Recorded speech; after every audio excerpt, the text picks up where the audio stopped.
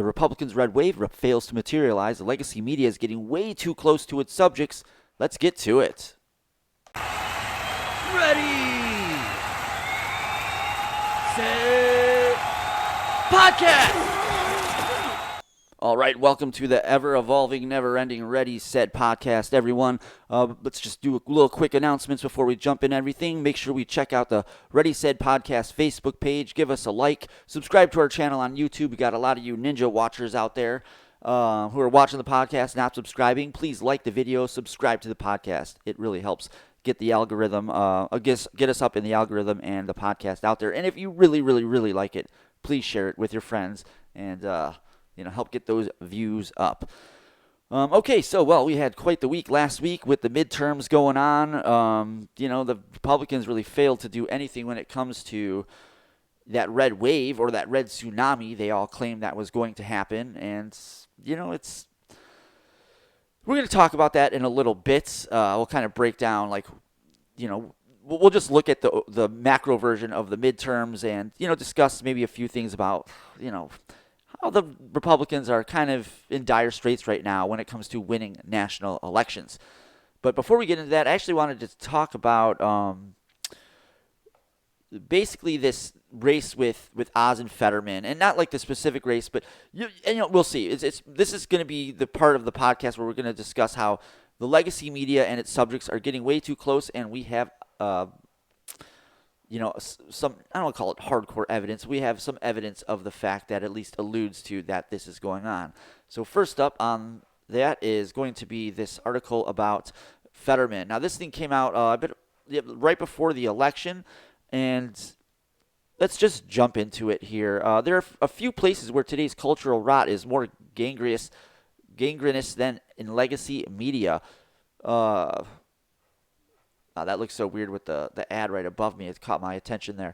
This has been such a problem for such a long time, it hardly seems worthwhile drawing attention to it. Imagining that half the country doesn't care and the other half has given up. It's easy to slip into despair about it and just accept it. Yeah, I'm sure there's a lot of people there today. But thank heavens to Lyden Woodhouse, writing in the tablet, that has brought our attention back to it, writing with a lucid urgency about the case of compromised media and John Fetterman.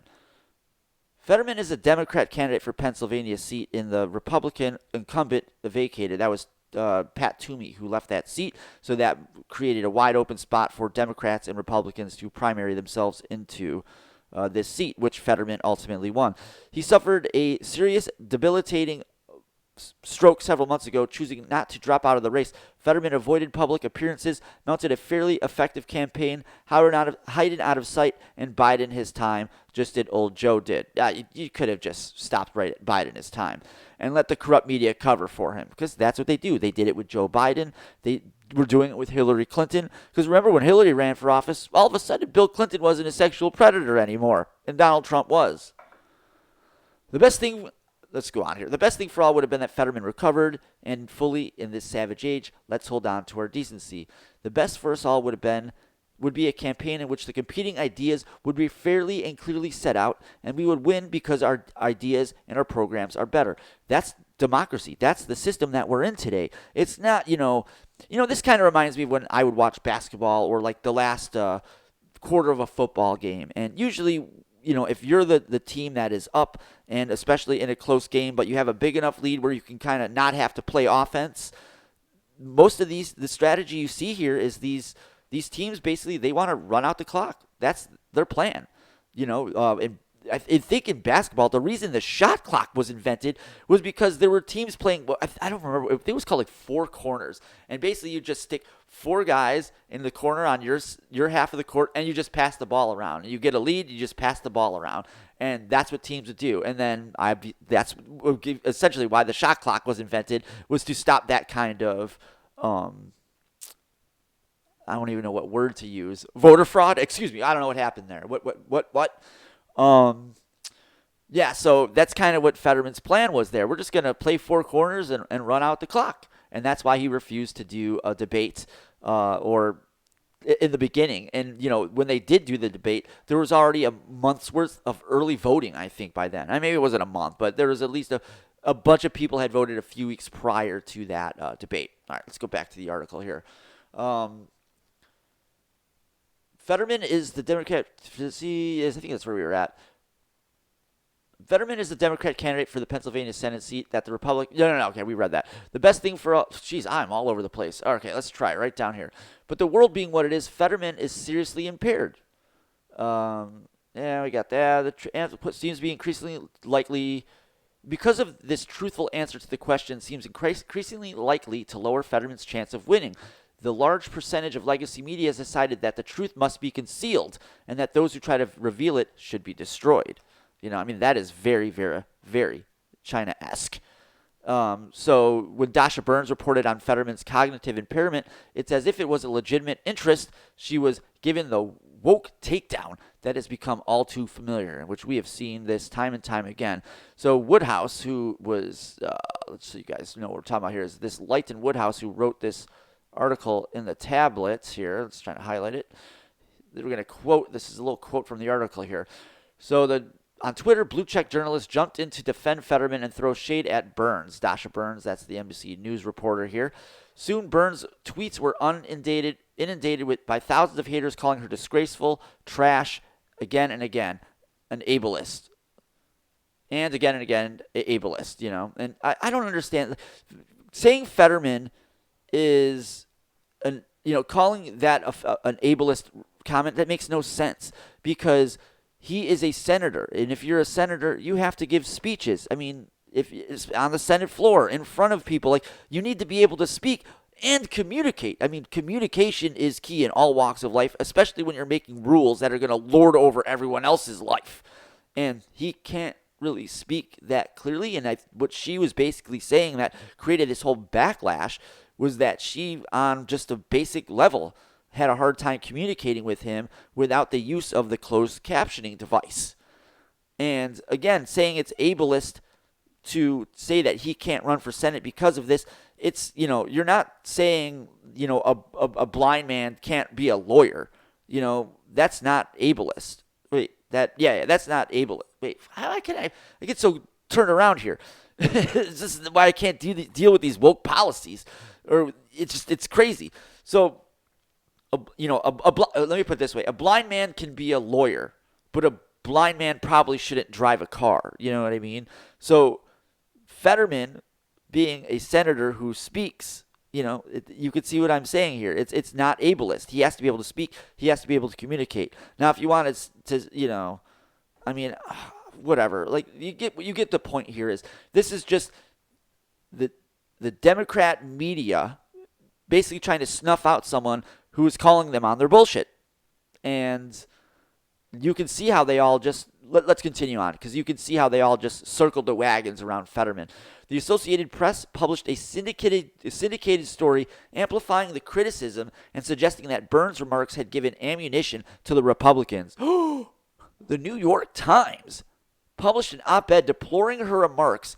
Savannah Guthrie, who's on Today NBC, I believe, confronted Burns about it on the air. The View, Sonny Hostin, implied that Burns had acted unethically. BuzzFeed published an article essentially accusing Burns of putting disabled people at risk of violence. And where have we heard that before?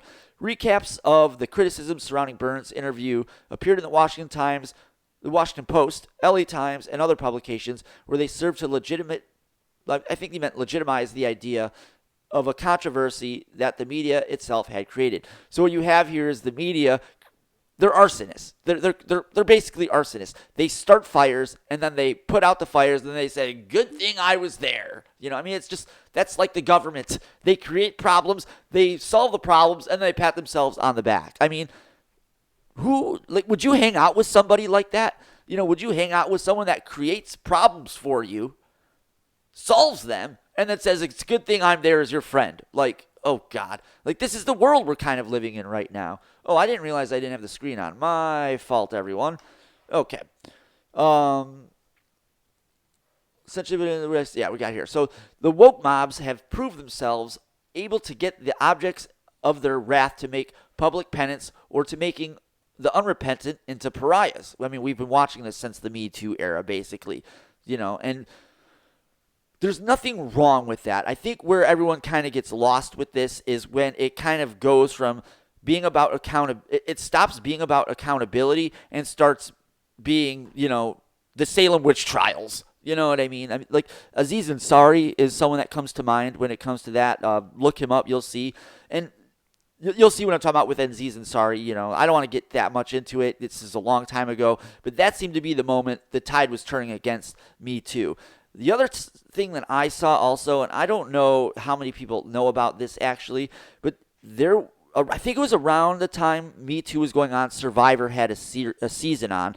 And in that season, they kind of summed up what was wrong with Me Too. And honestly, I don't know if you've noticed, but I got to do a podcast on this too. But Survivor's kind of taken a complete left turn since then, since they happen to be the ones that exposed Me Too's faultiness, if you will. And what that was is there was a guy on that show, he was a little handsy, again, like it wasn't like he was grabbing ass and being weird about it. He just liked touching people. And I get it. Like, I've met people that way. Some people, especially these older guys. I forgot how old this guy was, but he's definitely older than me. I would have to put him in the Gen X category.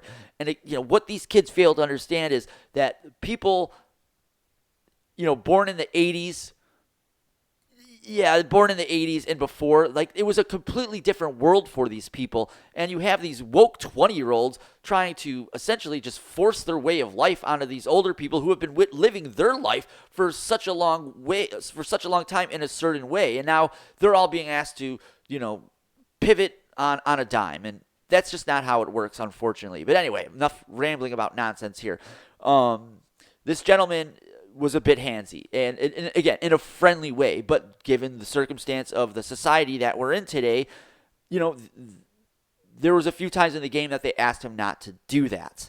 Now, I believe this was filmed before I think this was the fall, the one that came out in the fall, so that means they had filmed this before Me Too. I think, I could be wrong about that, but if I'm remembering correctly, I think this aired in the fall as Me Too was happening. So it just happened to be a coincidence that this happened and aired during the Me Too movement. And what had happened was they asked this guy to stop doing that, and he, I guess, didn't really stop. And then as this was kind of going on, these girls that were having issues with him, there was an episode they ended up I forgot the intricacies of it, but they wanted to vote this guy out. And what they ended up doing was using his handsiness against him. So it wasn't the fact that he was being handsy that made them uncomfortable. They were just saying that in order to achieve, a goal down the line. And that is essentially what became the issue with the Me Too movement. And we've seen this again and again where people are asked to, repent for their sins. And if they don't, make them into pariahs. And it's a very, very big problem that we have here in our society with this younger generation and these older generations that want to pander to these younger generations. And we just have to somehow get away from all this. And I don't know how or if that's even possible at this point. But anyway, let's go on here with the article.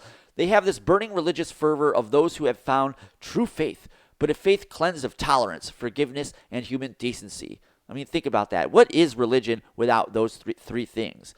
Tolerance, forgiveness, human decency. You're just a dick at that point.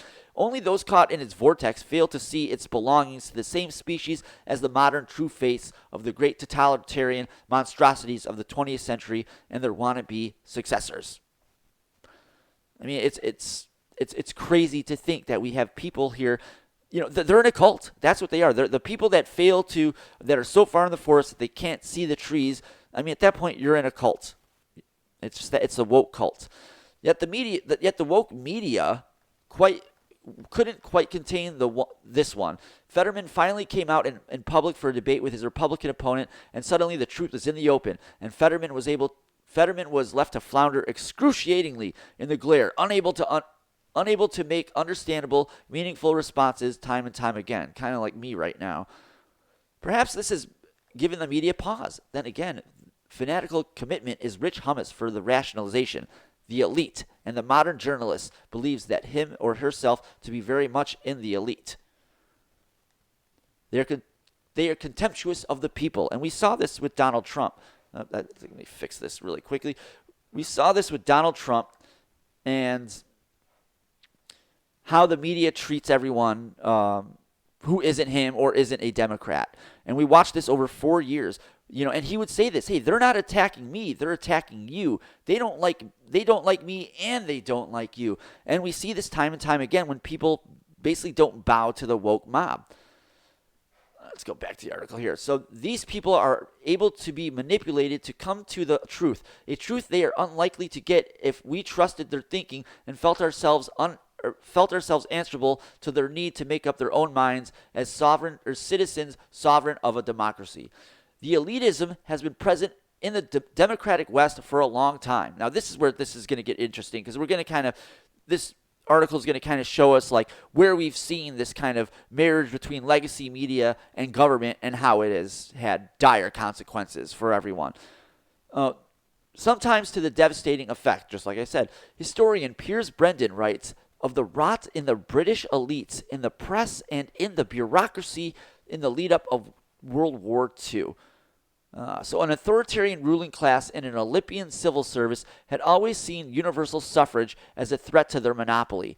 Mistrusting the populace, especially during times of social tensions, they never accept democracy in the sense of accepting that only an informed electorate can properly exercise its vote. So in other words, they don't think you're capable of thinking for yourselves. They think you're a moron, and that when it comes time to really making good decisions, you're out of the picture, they make the decision.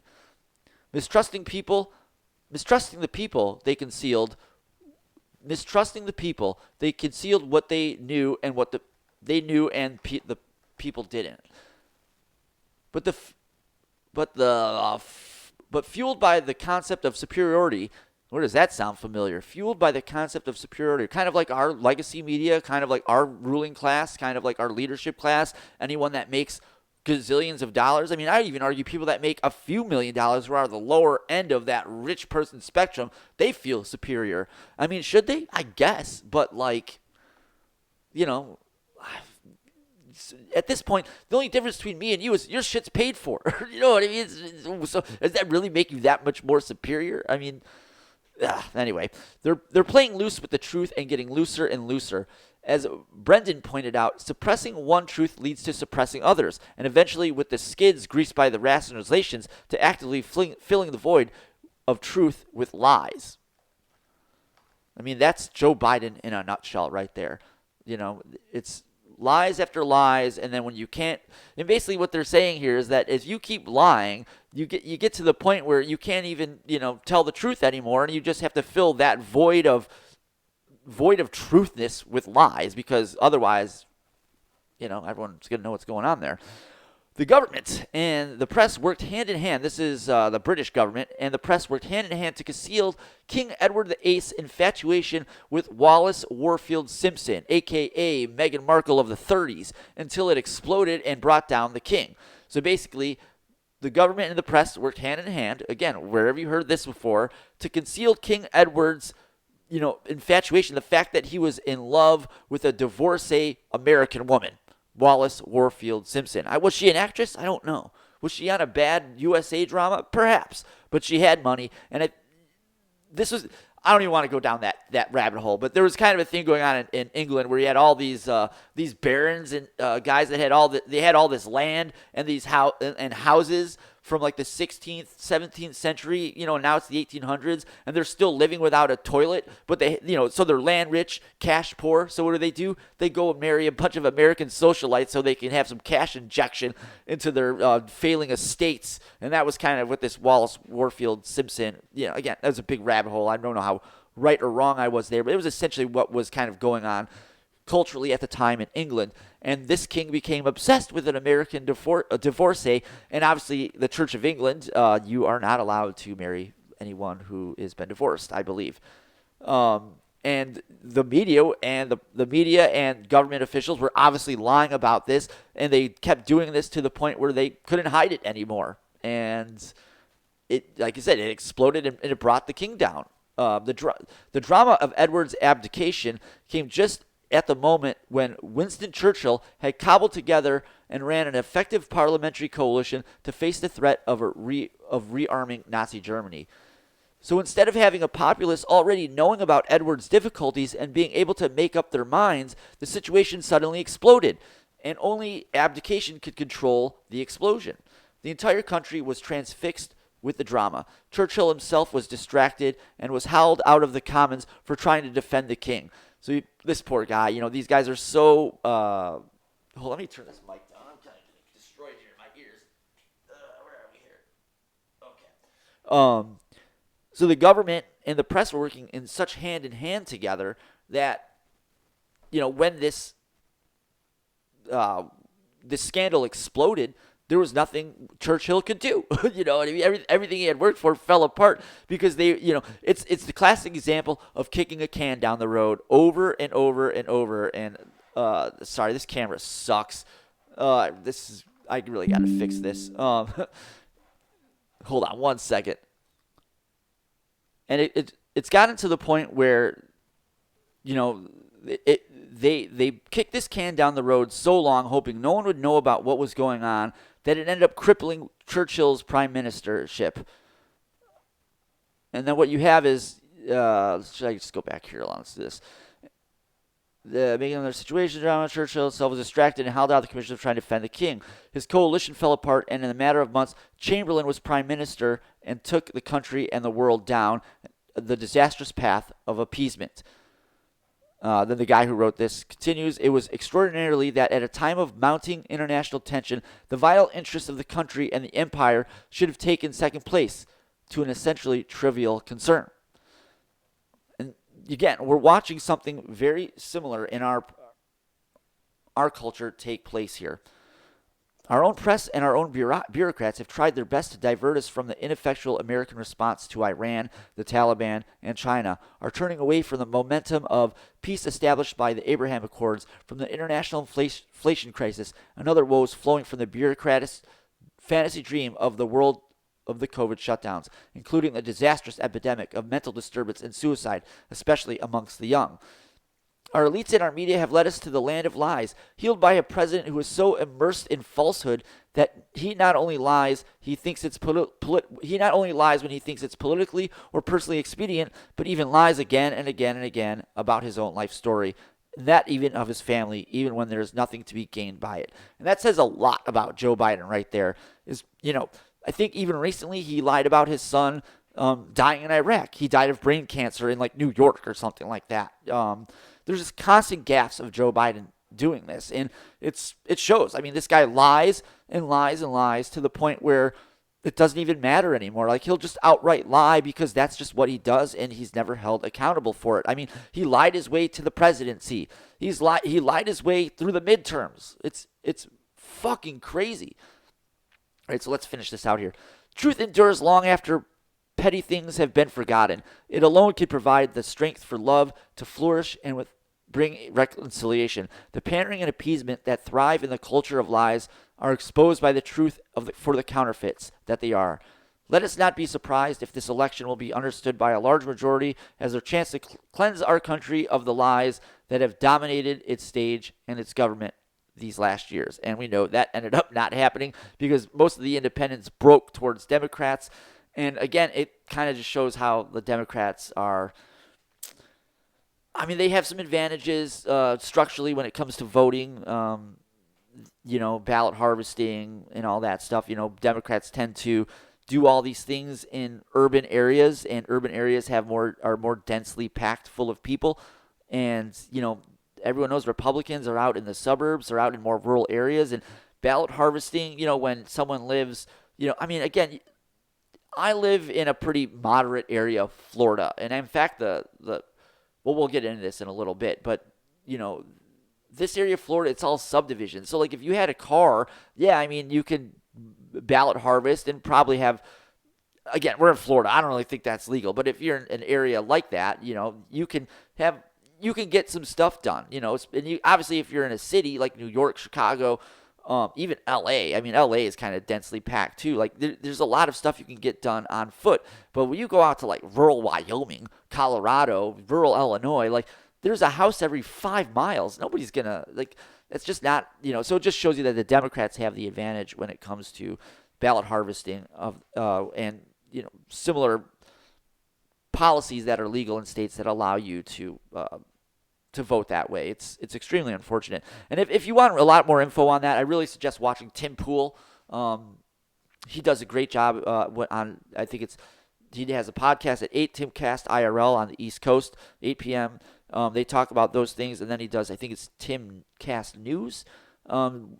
He does a story every day, like 1 and 4 o'clock. It's a really good podcast, and he's talked about ballot harvesting, and he's basically put it down to, again, I said I was going to get into this a little bit, and I'm rambling about it now, but essentially the ballot harvesting thing it's always going to skew for Democrats because it's just, urban centers, right? Okay, enough about that. So let's stick to what we were just talking about here, and that is how the legacy media is, way too close to its subjects. And we kind of got, we had one side of this where we talked about, how an NBC News reporter took that opposite approach and got burned for it because, this is what the legacy media wants. They don't want anyone reporting on news. They want people to, push the Democrat message along, or, just they don't want you to know what's really going on, kind of like what England was doing with King Edward VIII and his abdication of the throne, and then how that ended up destroying that leadership class. And again, they should have been upfront about it, but it had a detrimental effect on England. So the next thing I want to kind of talk about is, a podcast that I have a love-hate relationship with, and that is Breaking Points. Let's move over here. So Sagar did let me do this. So Sagar did a radar on well, you'll see what it's about here in a second, and it's fascinating. And we're going to watch this really quickly and react and then talk about it and move on to the midterms. All right, let's play it. Wait, hold on. I got to unmute that. There we go. Or not. Well, if you were to ask me what I love most about this job, at a basic level, it's really just helping people fill in the blanks to fundamental truths that they obviously know to be true.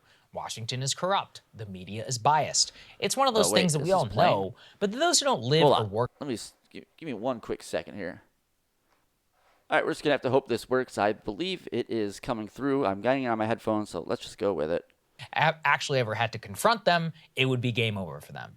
Today, it's about the media, and a subject that I've covered before. The perverse, disgusting, and common practice of so-called flagship journalists in this country not only cozying up to people in power, but actively covering for them. One of the open secrets in Washington over the last 40 years was the friendship and relationship between NPR Supreme Court reporter Nina Totenberg and the now late Justice Ruth Bader Ginsburg. Totenberg worked at NPR and has worked there since 1975. Over the years, she's broken some of the biggest scoops in the history of the Supreme Court.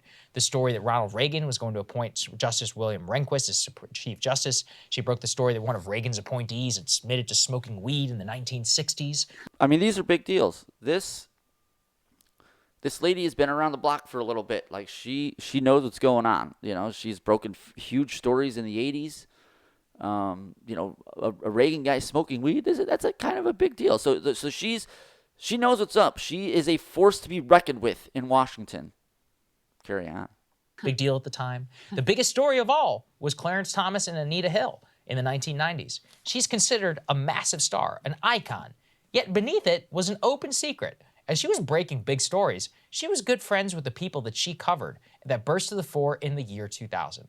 Totenberg's wedding was literally presided over Justice Ruth Bader Ginsburg. Okay, let's think about this really quickly. You cover the Supreme Court. You cover Washington in general. And you're going to have RBG at your wedding? And then we're supposed to sit back here and think like, oh, well, she's totally, by the book. She's not someone that would thumb the scale because she want a Supreme Court justice at her wedding. I mean, it's not like that gives you this, elitist, mentality. No, not at all. What am I talking about, right? Everyone thought it was weird, but her defenders said, hey, if you call that into question, your journalistic ethics, you're a sexist. Even then, it was a potent attack, so official Washington just moved on, at least until now. 22 years later, Totenberg is nearly 80 years old, Ginsburg is dead. And now some people are finally willing to say, yeah, that was all pretty messed up. And what's even crazier is she has no shame about the whole situation. She recently published a book called Dinners with Ruth, in which she goes through her 40-year friendship with the late Justice, openly admits, as the Politico editor Michael Schaefer writes, that she had inside knowledge about Ginsburg's health, that she did not report to the nation. Totenberg revealed that during the COVID lockdown, the only place that RBG would go to break quarantine was Totenberg's house for Think about that. So you have a justice who's so close with this lady. I mean, they were having lunches constantly. When COVID-19 happened, she would remember RBG was old. I mean, I think she died in September of 2020. So this is a big, and she had cancer, I believe. So this is her taking a big risk to go hang out with her friend in the middle of quarantine. And this lady is supposed to be covering her, okay? I mean, that's like the Ukrainians and the Russians having lunch every day and then going back to war, except in this situation with these two, there wasn't a war. It was just lunch every day.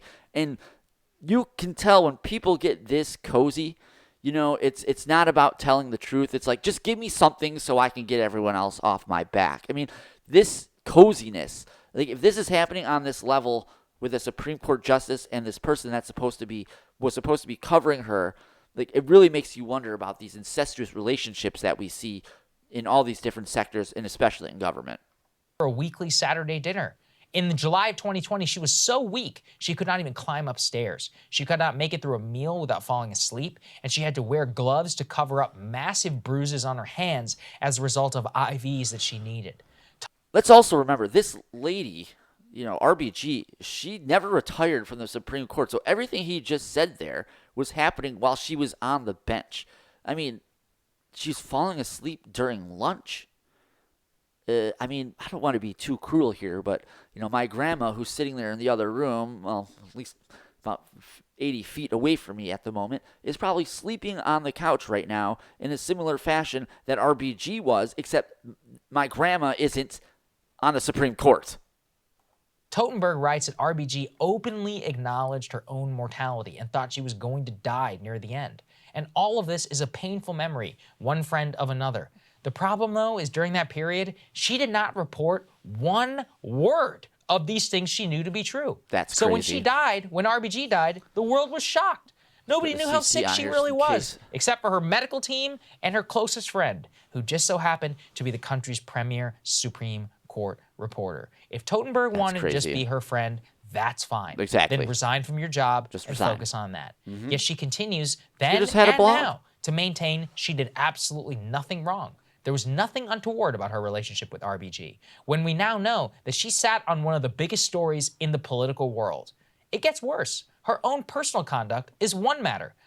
Okay, so what he's kind of saying there is that this lady who's covering the Supreme Court knew that RBG was basically on her way out the door. I mean, death was walking her out of life, the door of life, was walking her to, you know, the door of death, we should say, you know, out of the house of life.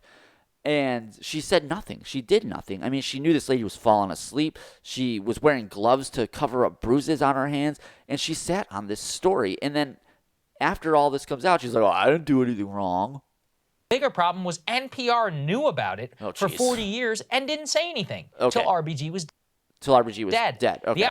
Yeah, so that's a problem because NPR is the national public radio, meaning taxpayers pay for NPR, and they knew what was going on. They were aware that this lady was basically RBG's BFF and wasn't reporting on what was going on. I mean, that's fine. Like Sagar was just saying there, you don't have to report, but you can't be the press either. Like, pick a fucking lane, please. The outlet finally acknowledged in September 2020 they probably should have revealed the friendship earlier. Probably, where it was never I guess, once but even they didn't. disclosed, though, to NPR listeners or readers, and also was well known to those on the inside in the newsroom. Again, this was not reckoned with once until RBG was actually gone. The story and the impact of the insider connection was then revealed. What I found most funny was the reaction of one NPR listener. He put two and two together when Totenberg finally did fess up to her friendship with Ginsburg, and he wrote in, quote, "The story about her long friendship with RBG makes me very uncomfortable. As far as I'm concerned, both women practice their professions with integrity, an old-time value that is being questioned these days. The thing is, though, how much of this social incestuousness exists in D.C.? Oh, I mean, I don't know, but I can just tell you from someone who used to work in a restaurant. I mean, this even happens on a level like that, where I couldn't even tell you. So I worked at. Oh, you can use these two separate restaurants I've worked at. I won't say which ones they were, but there was one I worked at where there was, one manager at the store I was at was married to another store's manager. I think the bartender at that same store I was at was dating and now is married to the assistant manager at that same store where the other. I mean, it's mind-boggling. I know that's probably hard to follow, but I have an even better one. Okay, so I managed at a restaurant right before, or it was during the COVID actually, and this was fascinating. So you had three stores. Okay, it was. I don't know how to say this without. There was three stores. Okay, there's store 1, which I was at, and then 2 and 3. All right, let's try to do this. So store 1 had 4 managers. Oh, these stores was only supposed to have 3, but this store I was hired right before COVID, and I got out of training right after, so they didn't really know what to do with me, so they just stuck me in there as a second, third manager. So that was store 1. Okay, so that general manager at store 1 was dating the assistant manager at store number 3. Okay, our assistant manager was dating the general manager at store number 3. I'm trying to remember where the second store was. Because I think there was someone dating someone. So then we had the third manager would have like his wife or girlfriend who used to also be a manager would work at I mean, it was beyond incestuous. And it's been years since I worked there. So I'm trying to remember what the other store was and who was dating who there. But it's it's the whole circle jerk of just like it's an incestuous culture when you get into these jobs where you're just working 80, 70, 80 hours a week because you don't have time for anyone else. You just have, you start fucking the people that are around you, apparently. And like he was saying, it really makes you wonder if these two, if you had a Supreme Court reporter and, a Supreme Court justice who were this close, I mean, what else is going on out there? It's not really that hard to think. Like, you have media and government. Just like business and government are like this, media and government are like this. And you can tell based on how there's multiple press secretaries going in and out of the White House and then back into the news. I mean, Kayleigh McEnany speaks to mind. There's Jen Psaki went to MSNBC.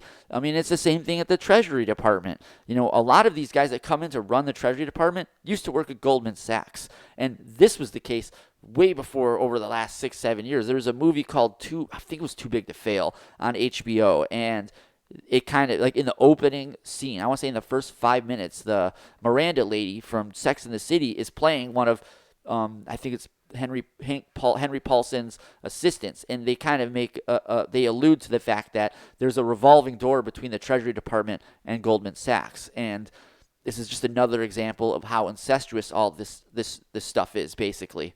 Let's carry on here. Yes, how much indeed. The truth is, Totenberg-style relationships between political reporters and the people they cover is probably exactly the same today, probably just less bipartisan and skewed a little bit more towards Democrats. All of this, I guess, would be okay if people would just admit it. The issue, though, remains one that plagued Totenberg. The DC press want us to believe they're just calling balls and strikes. Anyone with a brain, though, knows this complete and total BS. Despite reams of evidence to the contrary, they will scream it at you until they're blue in the face. I guess the only silver lining is that because of the internet, people finally have alternatives.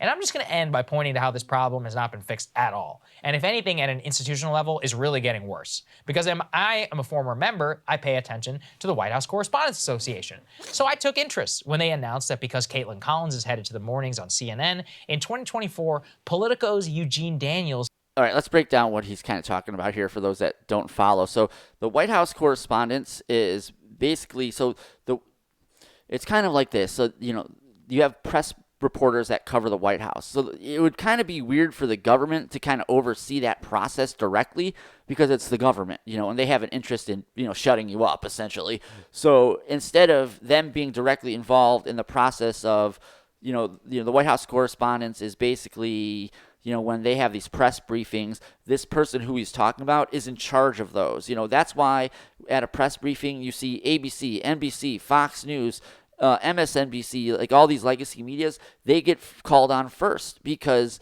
these are the people who essentially in the most shortest form I can explain is they're the ones who control the White House correspondence, and it's just like we were just talking about, it's just a revolving door of media personalities or legacy media. Like I think the article I just had up there earlier was the American Prospector or something like that. That's just some little Republican leaning news site. Do you think they're going to be called on during the press briefing? Maybe when Trump was in office, but especially not nowadays. And even then when Trump was in office, the White House correspondence was controlling the situation, and all those same, legacy media companies would be called on first. What I find very fascinating about this too is this White House correspondence he's talking about. They're the ones who decide when the press briefing ends. And what he's kind of just saying is it's just another revolving door of people in media who are just friendly to government officials. Will helm the organization. Well, insider Washington news, I guess, unless you know like I do, that Daniels has long been a woke and annoying force at Politico who is going to head up the WHCA in the middle of what I'm sure is to be a pretty consequential election, whichever way it goes. The Daily Beast reported that Daniels frequently clashed with his friend of our show, Tara Palmieri, when she was over there because he wanted, quote, more social justice issues to be at the forefront quick backstory here. So Tara Palmieri, hold on, let me back this up for a second. That's the mute button. Tara Palmieri, for those that don't know, she actually, when Biden first got into the White House, was a reporter asking questions, and there was the deputy press secretary, T.J. Duckolo. If you don't believe me, look this up. And he basically threatened Palmieri, that classic, like, you'll never work in this town again. And then what was interesting at the time was, I believe Biden said, everyone's going to be held accountable. And this Duckolo guy basically, just harassed this woman into shutting up about whatever she wants. Oh, because she was going to report on, I think, on a interpersonal relationship he was having or something like that. Maybe I might be screwing this story up a little bit. But either way, that's who Tara Palmieri is, and that's how I recognize her name. It's either that or she was having sex with him, but I don't want to screw that up. I think he was just basically trying to bully her and got in trouble for bullying her, and then he was one of the first, I think within a month, he was kicked out of that job. Is that how we got the KJP or whatever that lady's name is? Anyway, moving on. She was over there because he wanted, quote, more social justice issues to be at the forefront of their coverage. Worse, Daniels is apparently known inside the Politico newsroom for quote, friendly coverage and intimate relationships with the Vice President Kamala Harris and those around her. Well, there you go. If you peruse the byline, you see all sorts of hagiographic treatment of one of the worst politicians in Washington. This type of personal advocacy journalism, it's just Nina Totenberg syndrome by another name. Insider treatment. Letting bias bleed into supposedly straight news coverage, and all of us are just supposed to say, it's totally fine. Well, I'm here to say, it's actually not fine. It's disgusting. It's blatantly corrupt. And not only that, anyone cares when the eventual death of the mainstream media does come, we will look back on the people like this and we'll know exactly why it happened. I thought it was important to also point. And so, that's basically what he's right. I mean, it's really hard to disagree with anything he's saying there. Like, having this this weird marriage between, legacy media and the like is just, it's not good for anyone. And as we saw in previous examples that, it can really shake up leadership and have detrimental effects on a country, I mean, and if you're a Democrat, you probably disagree with me on that one. But, remember, there's another whole half of a country that lives here that would, like to be represented. All right. Let's see, where are we at here? So, okay, if do you agree? Do you disagree? I mean, I would love to hear from you. Let me know what you think about anything. I mean, if you want to engage in conversation, if you want to have a back and forth dialogue about this, comment, and please let me know what's going on. If you want to even be more direct, you can email the podcast at readysaidpodcast@gmail.com. All right, so we want to move along here to the midterms and try to get through this as fast as we can as we are closing in on an hour. So fascinating here. This is the governor's race. The one I wanted to really let's start with Florida. There's two big ones, Arizona and Florida. And Florida this is the one that I wanted to look at. Do we have a voting map here? I don't think we do. Darn it. What I was hoping to find was a map here. I don't think they have one. Damn it. I was not prepared for that. All right. Well, anyway. Oh, wait. Yeah, they do. Hold on. I got to go back. Let's do this. We're going to go governor here. And then, I don't know. Will not let me. Oh, you know why? Because I'm dumb. That's why. We have to click on that. Okay. So here's what's fascinating about Florida. I'm sure everyone has told you, that's Broward County. Whoops. Miami. Damn, that's Palm Beach County. Is Miami-Dade? Oh, yeah, Miami-Dade's right here. So Miami-Dade. This was a plus 20 district for Joe Biden. I think we can. Oh, no, it doesn't have that. This is a plus 20 for Joe Biden, and down here, and it went plus 11 for DeSantis, and that's a big deal. I mean, your other one here is where's Duval County? Here, this is Jacksonville. He won the Jacksonville. Okay, like. If you normally look at a voting map in Florida, you're going to see like these 4 or 5 blueberries. You know what I mean? And that's Jacksonville. This is Orlando, Orange County right here. And then, you have your few down here. Now, here's what's very interesting. This county, you're probably thinking to yourself, well, what's the big deal about Osceola County? Ron DeSantis barely won it by 6 points. Well, if you also look, Joe Biden, I think, won this one. At least Hillary Clinton and Joe Biden won this one in double digits. To what effect, I don't know, but they definitely won it in double digits. You fast forward to now, and DeSantis won it by 6+ points. What is that, 6.7 points? That's crazy. Now, for those that don't know, like, this county is essentially, it's mostly rural. So you have, this. Well, that's the four corner. This little center part is Disney, essentially. And then you're going to have Celebration, you're going to have St. Cloud, Kissimmee, and then the rest of it is rural. Now, one thing I do like about that is if you're not in the St. Cloud city limits, if you're not in the Kissimmee city limits, you only have to deal with the county cops. And, county cops, don't get me wrong, I do see them running speed traps, but they're not like city cops where they're just, bored twiddling their thumbs and looking for someone to pull over. The county, it's a little bit different of a government or an animal when it comes to policing because, they're a little bit more stretched thin than a city government would be.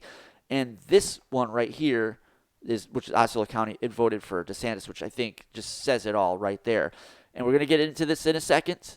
You're probably wondering, why, you can't, hold on, let me go back to the main screen here. You're probably wondering, what's Trump doing down here? I think it's probably pretty obvious because behind me over my right shoulder there, I think we have a shelf of neocons developing. But like I said, we'll get into that in a little bit. All right, so I wanted to look at the Arizona governor race, and this was called for Katie Hobbs last night around, 9 o'clock. And this is kind of where ballot harvesting has worked against Republicans here. Because, outside of the fact that this state cannot get their fucking shit together, they have way less people than we do here in Florida, and it took them over a week to get this whole vote tallied up. It's fucking crazy. But a lot of it has to do with these Arizona Republicans, I don't know what they're doing. I don't think they do either. They've totally castrated the electoral process because now it takes forever to count all these votes. They're okay with universal mail-in balloting. They're okay with early voting, which, again, I have no issue with early voting. But using this mail-in, these drop boxes, allowing ballot harvesting is put Republicans at a very, very bad disadvantage, that blue wave from 2018 mostly came from California using ballot harvesting, and they got one over the Republicans, and they had that blue wave. And if you notice that, from what I've been reading, it seems like California Republicans were able to counteract ballot harvesting. I don't know how or what they did, because obviously in California, you're not going to be able to overturn that law. That's going to be in place because it's going to favor California Democrats. And there's no explanation for why this exists in Arizona. You know what I mean? Like, most of this county is rural. You know, like this county, this is Maricopa, this is where Phoenix is, and your other one is down here, Pima, which is where Tucson is. And honestly, is Pinal. Yeah. So this is Pinal right here. So Pinal is basically like the little space between Tucson and Phoenix, and eventually it'll probably become an urban center connecting the two cities, because it's the expansion that's taking place in that area is pretty phenomenal. And honestly, I haven't been out in Phoenix in almost 10 years, so I probably wouldn't even recognize parts of it myself. And look at the difference here. What is this? We're talking. I can barely read here. Where they got 97.8 in. They called it. So we're at 18,000 votes for a difference here. And again, the ballot harvesting, all these practices that basically make it easy for someone to vote. Like, voting shouldn't be someone coming to your door and saying, hey, did you fill out that piece of paper yet? If you want to vote, if you want to, be, I can't think of the word. If you want to be active in your community, you need to take these steps to go out and to vote. I mean, that's what I did. I had to drive down the street. Hope to God there was a parking spot at the DMV where I did the voting in my county. And did I want to do it? I put it off to the last day of early voting. So there's none of this, so it creates. You have to want to do it. This whole oh, well, I guess they sent this thing to me and I'll say, I mean, I don't think that's what the founding fathers intended to vote for voting to be. And not to mention, it creates a lot of there. I sound like Joe Biden there. It just creates a lot of propensity or it for fraud to take place is all I'm trying to say in the most Joe Biden-esque way possible. And it's very, I don't know. It's just like kind of what that Fetterman article we just read on the beginning. What was the line in the beginning there? Let me see if I can find it really quickly. Let's go back to this screen here. What was the line? That half the country doesn't care and the other half has given up. It is easy to slip into despair about it and just accept it. And I feel like that's kind of where we're at right now when it comes to the state of our electoral process, where you have a state like Florida that can get the whole thing, counted in one night, and then you go to a state like Arizona and it takes them over 8 days. Or worse, you go to a state like Nevada, which counts shit nightly, and that 50 years ago, if you didn't count anything, you'd be sitting in the bottom of a lake with a cinder block tied to your ankle. But when it comes to voting, Nevada can't count anymore. I mean, it's the oddest fucking thing ever. Still here, I appreciate it. Thank you so much. Please like the Facebook page, like this video, subscribe to our YouTube page. We got a lot of